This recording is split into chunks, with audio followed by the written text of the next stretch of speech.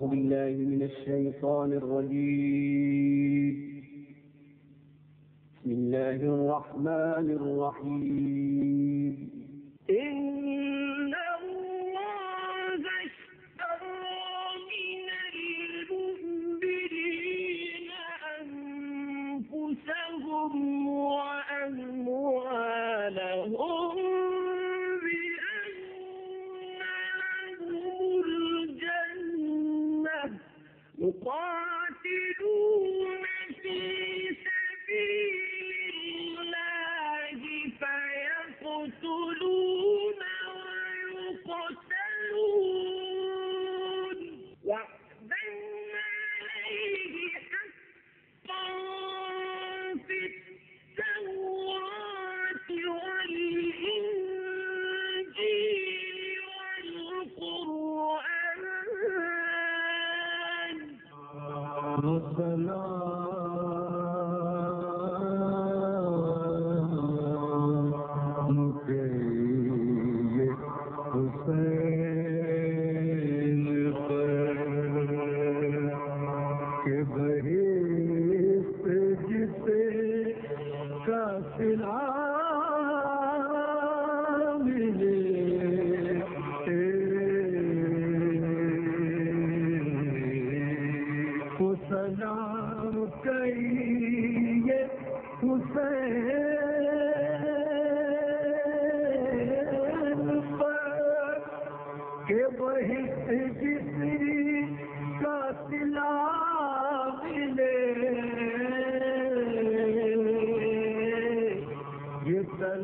تو اپنی طرف سے ہے مجھے دیکھیے وہاں کیا. عراق جسے تاریخ میسوپوٹیمیا کے نام سے یاد کرتی ہے، جہاں دنیا کی پہلی تہذیب نے جنم لیا. زمانہ قبل تاریخ تقریباً 100,000 سال پہلے انسان نے اپنا سفر اسی سرزمین سے شروع کیا. تحریر سب سے پہلے عراق میں سومیرین میں لکھنی شروع کی. دنیا کا پہلا اسکول عراق میں بنا. اصول قوانین قانون اور سیاسی ادارے یہیں بچے. بابل و نینوا کی تاریخ بھی عراق کی تاریخ ہے. جغرافیائی طور پر عراق 3 بر اعظموں افریقہ، ایشیا اور یورپ کے بیچ میں ایک پل ہے. عراق کا مجموعی رقبہ 4,38,446 اسکوائر کلومیٹر ہے. اس کے 18 صوبے ہیں. بغداد اس کا پایہ تخت ہے، جسے بغداد الرشید بھی کہتے ہیں. بغداد کی تعمیر ابو جعفر المنصور کے زمانے میں ہوئی. بغداد سائنس اور علوم و فنون کا بہت بڑا مرکز رہا ہے. مسجد الاعظم بغداد کی ایک اہم اور تاریخی مساجد میں سے ایک ہے، اور اسے مسجد امام ابو حنیفہ بھی کہتے ہیں. آپ کی وفات 150 ہجری میں ہوئی. آپ کا مقبرہ بھی اسی مسجد میں موجود ہے. آپ امام جعفر صادق کے شاگرد تھے. الرصفہ کے مقام پر مسجد گیلانی ہے. یہ جگہ باب الشیخ کے نام سے مشہور ہے. یہاں الشیخ عبد القادر گیلانی کا مزار ہے. آپ 470 ہجری میں ایران میں کیسپین سی کے جنوب میں صوبہ گیلان میں پیدا ہوئے. آپ کا شجر نسب امام حسن سے ملتا ہے. شیخ معروف الکرخی کی مسجد بھی بغداد کی قدیمی مسجد ہے. معروف الکرخی کا مزار بھی یہیں ہے. آپ کی وفات 200 ہجری میں ہوئی. آپ امام رضا کے صحابی تھے. یہ مسجد براسا ہے جو بغداد کی ایک قدیم مسجد ہے، اور یہاں حضرت قمبر کا مقبرہ ہے جو حضرت علی کے وفادار صحابی تھے.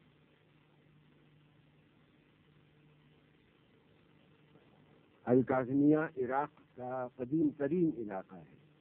بغداد کی تعمیر سے بھی بہت پہلے یہ شہر موجود تھا، اور اس کا نام شونیزیا تھا. عربی میں اس کا مطلب ہے سیاہ اناج. امام موسیٰ کاظم کی شہادت 183 ہجری میں ہوئی تو آپ کو اسی جگہ پر دفن کیا گیا. یہ جگہ اس وقت سے الکاظمیہ کے نام سے مشہور ہے. اس کا مطلب ہے ایسا آدمی جسے اپنے غصے پر قابو حاصل ہو. امام محمد تقی جواد نے 219 ہجری میں وفات پائی. ان کی تدفین بھی اسی مقام پر ہوئی۔ ان روضوں کے اطراف میں ایک شہر آباد ہو گیا۔ اس جگہ کو الکاظمین اور الجوادین کہا جاتا ہے۔ شہر میں داخل ہوتے ہی ان مقامات کا تقدس زائرین کو ایسے ہیجان اور فرط عقیدت سے دوچار کرتا ہے جسے الفاظ میں بیان کرنا مشکل ہے۔ سونے اور چاندی کی منقش تالوں پر قرآنی آیات کندہ ہیں۔ امام موسیٰ بن جعفر کو امام الکاظم بھی کہا جاتا ہے۔ آپ کے جد رسول خدا تھے۔ امام موسیٰ کاظم امام جعفر صادق کے صاحبزادے ہیں اور امام زین العابدین کے پوتے ہیں۔ آج ہمارے سامنے اس حرم مطہر کی جو شکل ہے وہ شاہ اسماعیل صفوی نے تعمیر کی۔ دونوں گنبد سونے کے ہیں اور 4 مینار بڑے اور 4 چھوٹے ہیں۔ یہ اسلامی فن تعمیر کا حیرت انگیز شاہکار ہے۔ موجودہ دور میں روضے کی تزئین و آرائش کا کام جاری ہے۔ صدر صدام حسین نے 160 کلو خالص سونا امام موسیٰ کاظم اور امام تقی جواد کے گنبدوں کے لیے فراہم کیا ہے۔ کربلا بغداد کے جنوب مغرب میں واقع ہے۔ اس کا فاصلہ بغداد سے 105 کلومیٹر ہے۔ کربلا ایک صوبہ ہے۔ اس کے نزدیک 4 صوبے اور ہیں: بغداد، بابل، نجف اور کوفہ۔ کربلا کے اطراف باغات ہیں اور ان باغات کو سیراب کرنے کے لیے ایک نہر موجود ہے جسے نہر الحسینیہ کہا جاتا ہے۔ کربلا دریائے فرات کے مغربی کنارے پر واقع ہے۔ یہ عراق کے قدیم شہروں میں سے ایک ہے۔ اس سرزمین کی تاریخ بابل کے زمانے سے موجود ہے۔ زمانہ قدیم میں اس کا نام قرب الایلی تھا۔ اس کو کور بابل کے نام سے بھی جانا جاتا تھا۔ اس آبادی کے چھوٹے چھوٹے دیہات تھے۔ اس مجموعی آبادی کا نام قر بابلیہ تھا۔ اس میں موجود قصبوں کے نام نینوا، الغازریہ، شط الفرات، امارہ اور ماریہ تھے، اور بعد میں اس کا نام کربلا ہوا اور اسے الکرب و بلا بھی کہا جاتا تھا۔ کربلا کا وجود قبل اسلام اور زمانہ قدیم سے موجود تھا۔ یہاں پر السانیون کی قوم آباد تھی۔ کربلا کو آج دنیا میں جو عزت و شرف حاصل ہے اس کی بنیادی وجہ جگر گوشہ بطول، نواسہ رسول اور ان کے اہل بیت اور اصحاب کی شہادت ہے، جو 10 محرم 61 ہجری میں اس مقام پر واقع ہوئی۔ وہ کون سے عوامل تھے کہ امام حسین مدینے سے نکلنے پر مجبور ہوئے؟ امام حسین کا مدینے سے نکلنا نہ تو خود غرضی پر مبنی تھا اور نہ شر و فساد پر۔ وہ صرف اس لیے نکلے کہ امت رسول میں جو خرابیاں پیدا کی جا رہی تھیں ان کی اصلاح ہو اور سیرت رسول برحق کو زندہ کرے۔ مدینے سے مکے کا سفر 250 میل ہے۔ آپ نے 3 شعبان بروز جمعرات سفر کا آغاز کیا اور 5 دن میں یہ مسافت طے کی۔ مدینے سے روانگی کے وقت آپ اپنے نانا اور اپنی والدہ گرامی کے مزار سے رخصت ہوئے۔ آپ جانتے تھے کہ اب مدینہ واپس نہیں آئیں گے۔ آپ مدینے سے مکے تشریف لائے، حج کو عمرے میں تبدیل کیا۔ آپ نہیں چاہتے تھے کہ حرمت کعبہ مجروح ہو۔ 8 ذی الحج منگل کے دن آپ مکے سے روانہ ہوئے۔ راستے میں صفا، تغیم، ذات عراق، حاجر اور ضرود کی منازل طے کرتے ہوئے جب مقام ثعلبیہ پہنچے تو آپ کو اپنے بھائی مسلم ابن عقیل اور ہانی ابن عروہ کی شہادت کی خبر ملی۔ یہ حسین کی پہلی قربانی تھی جو رائے خدا میں انہوں نے پیش کی۔ رستے میں سنی جب خبر مسلم و ہانی، منہ ڈھانپ کے رویا اسد اللہ کا جانی۔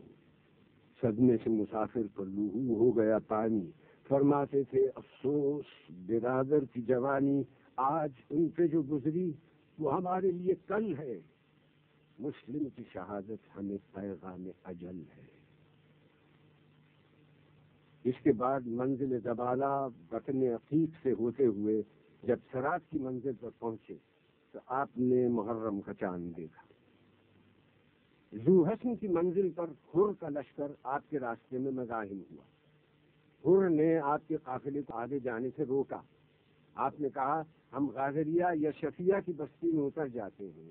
حر نہ مانا. امام کچھ آگے بڑھے تو ایک سرزمین آئی. آپ نے وہاں کے لوگوں سے دریافت کیا کہ اس جگہ کا کیا نام ہے. لوگوں نے بتلایا کربلا. آپ گھوڑے سے اتر گئے. فرمایا یہی ہماری منزل ہے. خیمے نصب کر دیے گئے. ایک جانب اہل بیت کے خیمے تھے، جناب قاسم ابن حسن، جناب ابو الفضل عباس، جناب علی اکبر اور امام زین العابدین کے خیمے بھی یہیں نصب کیے گئے. یہیں ایک جگہ نماز کے لیے وقف تھی جسے محراب حسین کہا جاتا ہے. دریائے فرات رضوانیہ کے مقام سے نکلتا ہے. اس کی ایک نہر مسیب سے ہوتی ہندیہ کے مقام سے گزرتی ہلہ کے قریب سے ہوتی ہوئی القفل کے مقام تک چلی جاتی ہے. ماضی میں جس وقت واقعہ کربلا پیش آیا اس وقت رضوانیہ سے ایک نہر نکلتی تھی جو سد الہند تک دریا سے الگ بہتی تھی. یہی وہ نہر ہے جس کے قریب واقعہ کربلا پیش آیا. آج اس نہر کا وجود کربلا میں نہیں ہے، لیکن ایک نہر کا وجود ہے جو روضہ حسینی سے کافی فاصلے پر واقع ہے اور اسے نہر حسینی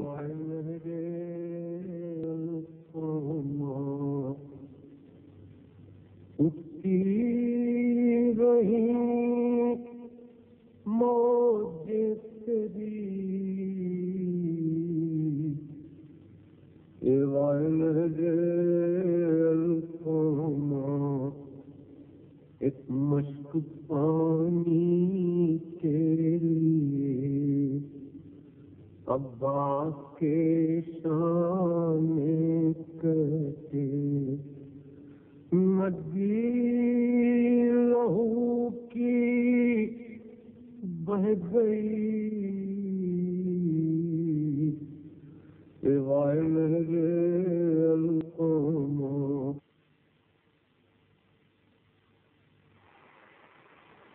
یزید کی فوج کا سپہ سالار تھا. ایک منزل پر حر اور اس کے لشکر کے پاس پانی کا ذخیرہ ختم ہو گیا تھا. امام حسین کو خبر ہوئی تو آپ نے حکم دیا کہ حر اور اس کے لشکر کو پانی سے سیراب کیا جائے اور لشکر کے جانوروں کو بھی پانی پلایا جائے. تھی یہی فصل، یہی دھوپ، یہی گرم ہوا. ٹھنڈے پانی پہ گرے پڑتے تھے حر کے رفقا. تشنا کاموں کا یہ مجمع تھا کہ ملتی نہ تھی جا. شقے بھر بھر کے کٹوروں کو یہ دیتے تھے صدا، بھائیو آؤ جو پانی کی طلبگاری ہے، چشمہ فیض حسین ابن علی جاری ہے.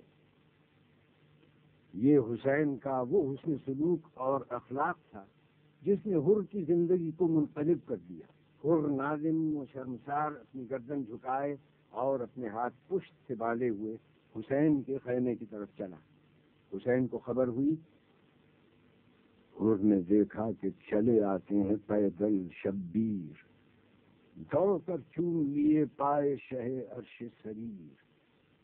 شہ نے چھاتی سے لگا کر کہا اے باتوقیر، میں نے بخشی، میرے اللہ نے بخشی تقصیر.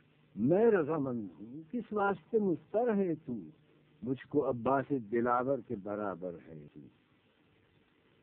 حر نے جناب حسین سے درخواست کی کہ وہ اپنی غلطی کے ازالے کے لیے آپ کی طرف سے جنگ کرنا چاہتا ہے.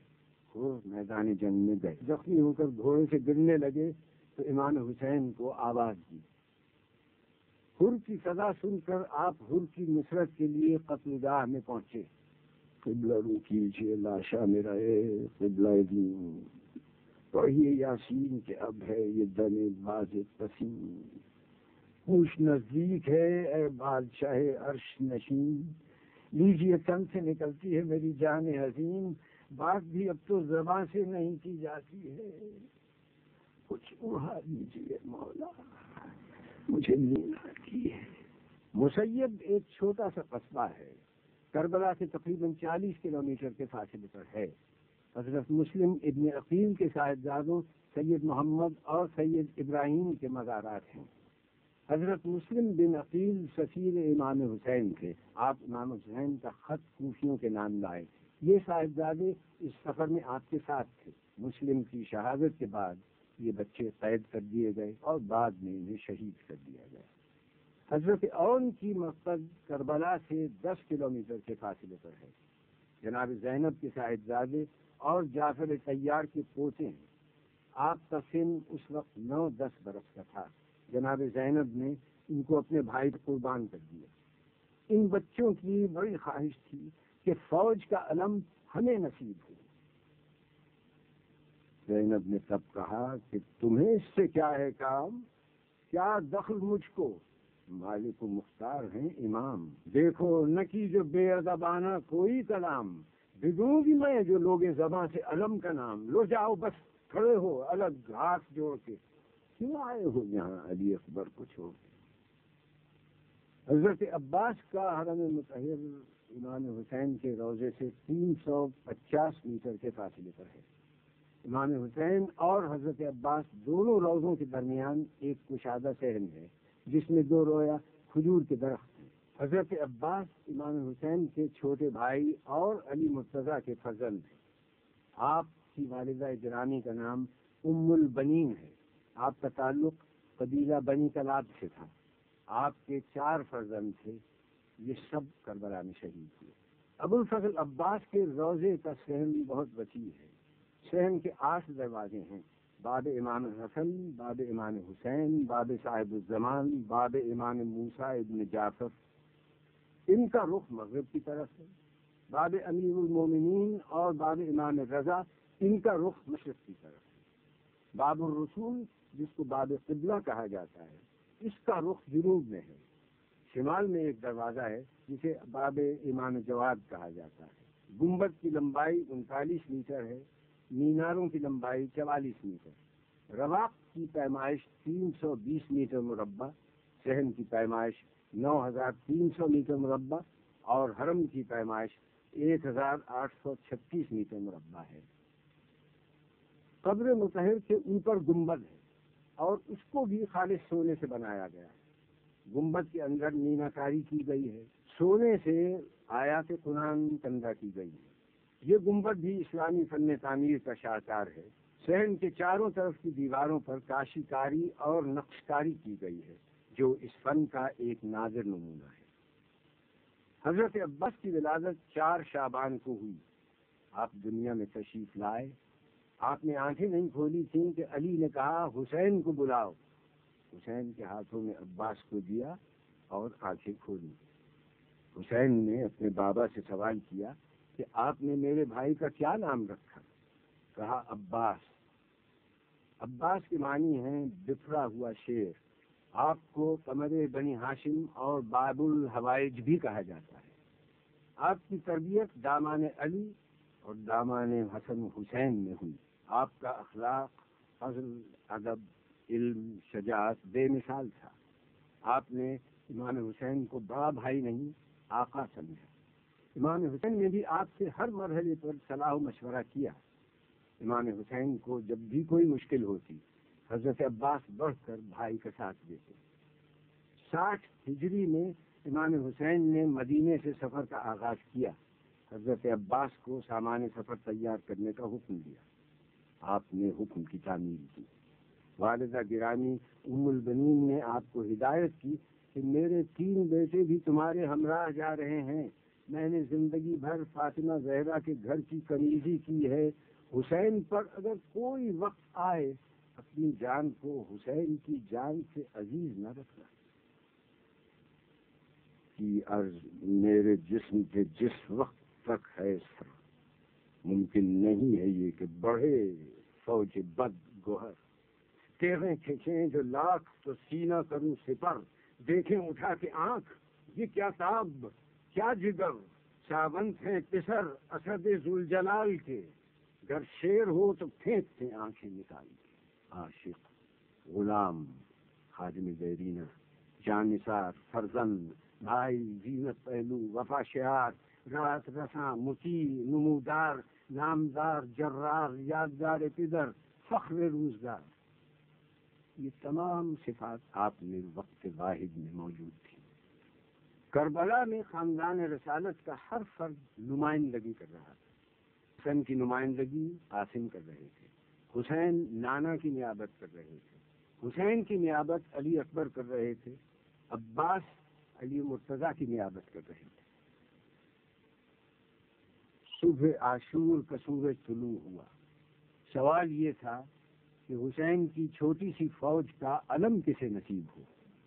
حسین نے جناب زینب سے مشورہ کیا کہ بہن، یہ علم کا عہدہ سپرد کرنے کا وقت ہے، تمہارا کیا مشورہ ہے؟ بولی بہن کہ آپ بھی تو لیں کسی کا نام، ہے کس طرف توجہ سردار خاص و عام، قرآن کے بعد ہے تو بس آپ کا کلام۔ گر مجھ سے پوچھتے ہیں شہ آسماں مقام، شوکت میں قد میں شان میں ہم سر کوئی نہیں، عباس نامدار سے بہتر کوئی نہیں۔ حسین نے علی اکبر سے کہا کہ چچا کو بلاؤ اور کہو کہ پتری نے یاد کیا ہے۔ عباس آئے، ہاتھوں کو جوڑے، حضور شاہ جاؤ بہن کے پاس، یہ بولا وہ دیں پناہ۔ زینب وہیں علم لیے آئیں بعز و جاہ، بولے نشاں کو لے کے شہ عرش بارگاہ، ان کی خوشی ہے جو رضا پنجتن کی ہے۔ لو بھائی لو علم، یہ عنایت بہن کی ہے۔ عباس فوج حسینی کے علم بردار ہو گئے۔ علم ہر طرح سے عباس کا ہے۔ نجف کی سمت دیکھ کر کہا، منہ کر کے سوئے قبر علی پھر کیا خطاب، ذرے کو آج کر دیا مولا نے آفتاب۔ یہ عرض خاکسار کی ہے یا ابو تراب، آقا کے آگے ہوں میں شہادت سے کامیاب۔ سر تن سے ابن فاطمہ کے روبرو گرے، شبیر کے پسینے سے میرا لہو گرے۔ حسین کی لاڈلی اور چہیتی بیٹی سکینہ نے اپنے امو جان جناب عباس سے پانی کی خواہش کی۔ یہ وہ پانی ہے کہ جس کا ذکر قرآن میں ہے کہ ہم نے ہر چیز کو پانی سے خلق کیا ہے، اور آج آل رسول پر فوج یزید نے پانی بند کر دیا۔ عباس مسکرا کے پکارے کہ آؤ آؤ امو نثار، پیاس سے کیا حال ہے بتاؤ۔ بولی لپٹ کے وہ کہ میری مشق لیتے جاؤ، اب تو علم ملا تمہیں پانی مجھے پلاؤ۔ تحفہ نہ کوئی دیجیے نہ انعام دیجیے، قربان جاؤں پانی کا ایک جام دیجیے۔ حضرت عباس میدان میں گئے، جنگ کی ترائی تک گئے، مشق سکینہ کو بھرا، خیمہ گاہ حسینی کی طرف پلٹ رہے تھے کہ دشمنوں نے آپ کا ایک شانہ جدا کیا، مشق کو دوسرے ہاتھ سے تھاما، آپ کا دوسرا بازو بھی جدا ہوا، مشق سکینہ بہہ گئی، چہرے تمام گرد غریبی سے اٹ گئے، دو ہاتھ کیا کٹے سبھی ہاتھ کٹ گئے۔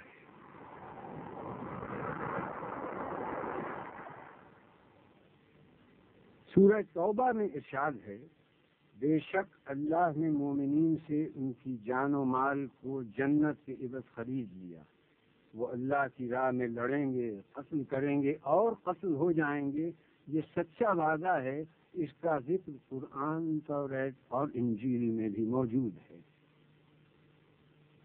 اللہ کے برگزیدہ بندے اللہ کے اس پیغام کو بخوبی سمجھتے ہیں اور اس پر عمل پیرا بھی ہوتے ہیں۔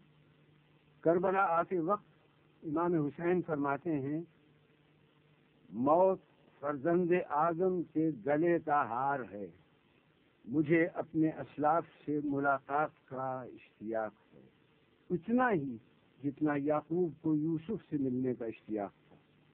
میرے لیے بہت اچھی ہے وہ جگہ جہاں قتل ہو کر گروں گا، میری نگاہیں دیکھ رہی ہیں، میرے جوڑ اور بند کو صحرائی درندے جدا کر رہے ہیں، کوئی چارہ کار نہیں اس دن سے جو نوشتہ تقدیر ہو چکا۔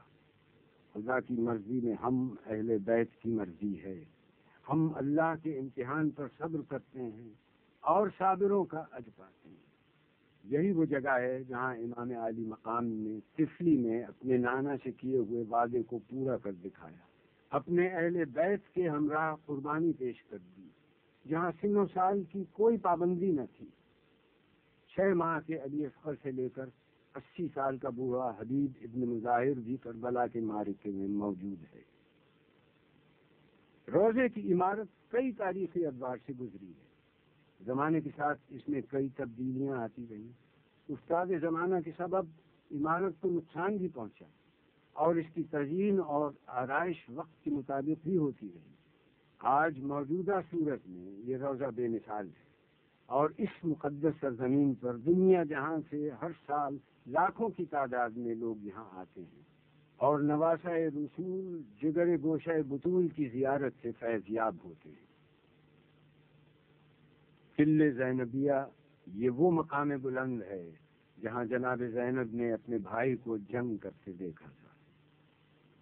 جناب زینب جب اسیر ہو کر کربلا سے کوفے کی طرف روانہ ہونے لگیں تو آپ نے خاندان رسالت کے صبر و استقامت کی تاریخ کو آگے بڑھانے کا عزم کیا۔ ایک موقع پر آپ نے اپنے بھتیجے حسین ابن علی کے فرزند سید سجاد کو مخاطب کر کے کہا، اے فرزند، کیوں دل گرفتہ ہوتے ہو؟ میری نظریں اس آنے والے وقت کو دیکھ رہی ہیں جب تمہارے بابا کی قبر کا نشان یہاں ہوگا، اور یہ وہ عظیم الشان نشان ہوگا جہاں زائرین کے ہجوم ہوں گے جو حسین کی بارگاہ میں خراج عقیدت پیش کریں گے۔ درود و سلام کی دعاؤں سے انہیں ہر وقت یاد کیا جاتا رہے گا۔ پہلا گنبد 65 ہجری میں مختار ابن ابو عبیدہ ثقفی نے تعمیر کیا اور اطراف میں احاطہ تعمیر کروایا۔ 757 ہجری میں سلطان اویس حسن جلیری نے پرانے گنبد کا ڈیزائن تبدیل کیا۔ 780 ہجری میں احمد بن اویس نے 2 میناروں کی تزئین کی اور دونوں پر سونا چڑھایا۔ 1032 ہجری میں شاہ عباس صفوی نے تانبے اور کانسی کی زرعی تعمیر کروائی اور گنبدوں کو کاشی ٹائل سے مزین کیا۔ 1155 ہجری میں نادر شاہ زیارت کے لیے آیا تو اس نے روضے کی آرائش میں اضافہ کیا اور قیمتی تحائف نصب کیے۔ 1211 ہجری میں شاہ محمد قاجار نے گنبدوں کو سونے سے مزین کیا۔ 1232 ہجری میں فتح علی شاہ قاجار نے چاندی کے ذریعے بنوائی اور سونے کی پلیٹیں لگائیں۔ 1367 ہجری میں سید عبد الرسول خالصی نے، جو کربلا کے منتظم تھے، احاطے کے اطراف کے گھر حاصل کر کے مزید توسیع کی اور اطراف میں سڑکیں تعمیر کی۔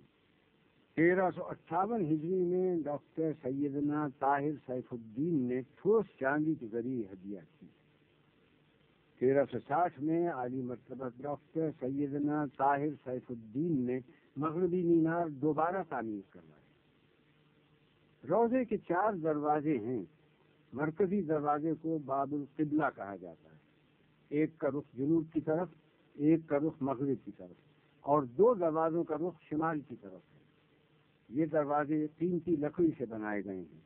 حرم کا مرکزی دروازہ سونے کا ہے۔ صحن کا رقبہ 15,000 میٹر مربع ہے۔ دیواروں پر اسلامی نقاشی کی گئی ہے جو آنکھوں کو خیرہ کر دیتی ہے۔ ذریعہ مبارک میں بائیں جانب 6 ماہ کے شیرخوار عبداللہ بن حسین آرام فرما رہے ہیں، جنہیں علی اصغر اور باب الحوائج بھی کہا جاتا ہے۔ دائیں جانب علی اکبر آرام کر رہے ہیں۔ آپ کی عمر 18 برس تھی۔ آپ کی والدہ ام لیلہ تھی۔ آپ شبیہ رسول تھے اور خانوادہ رسالت کے پہلے شہید۔ دائیں جانب شہدائے کربلا دفن ہیں۔ حسین جب مدینے سے روانہ ہوئے تو آپ کے ساتھ ایک بڑی تعداد تھی، مگر روز عاشور اس جماعت میں صرف 72 افراد باقی رہ گئے تھے۔ آپ کے اصحاب نے صبر و استقامت کا وہ مظاہرہ کیا کہ حسین نے کہا کہ مجھے وہ اصحاب ملے جو میرے بابا علی مرتضیٰ کو بھی نہ مل سکے۔ حضرت عباس، حبیب ابن مظاہر، حر اور جناب اون کے علاوہ تمام شہدائے کربلا اسی مقام پر دفن ہیں۔ اسی لیے اس جگہ کو گنج شہیداں کہا جاتا ہے۔ اپنے اصحاب سے خطاب کرتے ہوئے فرمایا، جو صورتحال پیش آئی ہے وہ تم دیکھ رہے ہو۔ یقیناً دنیا کا رنگ بدل گیا ہے اور اس کی نیکی رخصت ہو چکی ہے اس میں کچھ باقی نہیں رہ گیا ہے سوائے اس تھوڑی سی کری کے جو پانی بہہ جانے کے بعد کسی برتن میں باقی رہ جاتی ہے، اور ایک پست زندگی جو زہریلی گھاس کی مانند ہے۔ کیا تم نہیں دیکھتے کہ حق پر عمل نہیں ہوتا، باطل سے علیحدگی اختیار نہیں کی جاتی؟ اس صورت میں مومن یقیناً خدا کی ملاقات کا آرزو مند ہوتا ہے۔ میرے نزدیک تو موت میں شہادت کی نعمت ہے، ان ظالموں کے درمیان زندہ رہنا وبال جان ہے۔ روضہ امام حسین میں بائیں جانب حبیب ابن مظاہر الاسدی کی ذریع مبارک ہے۔ اب صحابی رسول حضرت علی کے دوست اور قبیلہ بنی اسد کے سردار تھے، کربلا میں شہید ہوئے اور بنی اسد کے لوگوں نے آپ کو دفن کیا۔ رواق میں حضرت ابراہیم المجاب کی ذریع ہے، آپ امام موسیٰ کاظم کے پوتے ہیں اور واقعہ کربلا کے بعد آپ کو یہاں دفن کیا گیا۔ یہ مقام شہادت ہے۔ امام حسین نے سجدہ آخر ادا کیا۔ آغاز حیات انسان کا پہلا جھگڑا سجدے پر ہوا۔ سن 61 ہجری 10 محرم عصر عاشور امام حسین نے وہ سجدہ کیا کہ رہتی دنیا تک باطل کا سر جھکا دیا اور حق کو سر بلند کر دیا۔ اقبال نے کہا، ان کی زیری تھی گوید لا الہ، ان کی از خونش بگوید لا الہ، ان کی بخشد بی یقینا لا یقین، ان کی لرزد از سجود او زمین۔ وہ جو تیغ کے نیچے لا الہ کہے، جس کے خون سے لا الہ نمو پائے، وہ بے یقینوں کو یقین دینے والا ہے، جس کے سجدے سے زمین کانپ گئی۔ حسین وارث آدم تھے، وارث نوح تھے، وارث موسیٰ تھے، وارث عیسیٰ تھے، وارث ابراہیم، وارث محمد تھے۔ گرتے ہی سجدہ کیا، جلتی زمین پر پیشانی کو رکھ کر آواز دی، خدا بندہ تو میرا سہارا ہے، ہر تکلیف میں اور ہر امید کا مرکز ہے۔ جو کچھ کہنا ہے تجھی سے عرض کرتا ہوں، اس لیے کہ میں کسی اور کو جانتا ہی نہیں کہ جس سے تجھے چھوڑ کر لو لگائی جائے۔ یقیناً ساری نعمتیں تیری ملکیت ہیں، ساری بھلائیوں کا مرکز تو ہی ہے، ہر حال میں تو ہی آخری جائے پناہ ہے۔ میں تیری قضا پر راضی ہوں، تیرے امر کو تسلیم کرتا ہوں، تیرے امتحان میں صابر ہوں، تیرے سوا کوئی معبود نہیں۔ اے بے پناہوں کو پناہ دینے والے، میری مدد کر۔ پروردگار، میں نے اپنے وعدے کو پورا کیا، تو اپنے وعدے کو پورا کر۔ سجدہ ختم ہوا، سر نہیں اٹھا، سر اٹھایا گیا۔